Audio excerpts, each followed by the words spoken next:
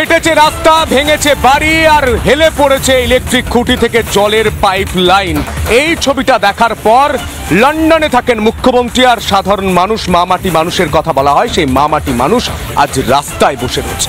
এই মানুষগুলো যাবেন কোথায়? যে মানুষগুলোর বাড়ি ভেঙেছে, যে মানুষগুলোর জল পাচ্ছেন না, পানীয় জল পাচ্ছেন না, তারা যাবেন কোথায়? এইটা হচ্ছে বিগত বামফ্রন্টের আমলে তৈরি করা এলাকার মানুষ।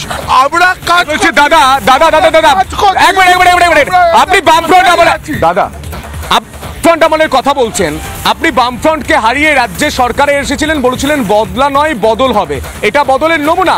বামফ্রন্ট আমল কেন? আপনি পিছিয়ে ইংরেজ আমল, মুঘল আমল চলে যান। এই মানুষগুলো বসবাস করছে এত বছর ধরে, ভোট নেওয়ার সময় হাত জোর করে চলে আসেন নির্লজ্জের মতো রাজ্যের রাজনৈতিক নেতারা, কিন্তু এনারা 4 দিন ধরে পানীয় জল পাচ্ছে না, খাবার পাচ্ছে না। রাজ্য সরকার যার যার যার যার যার সমস্ত দায়িত্ব, সেই রাজ্য সরকারের তরফ থেকে একটা কোনো সুবিধা এখানে এসে পৌঁছয়নি।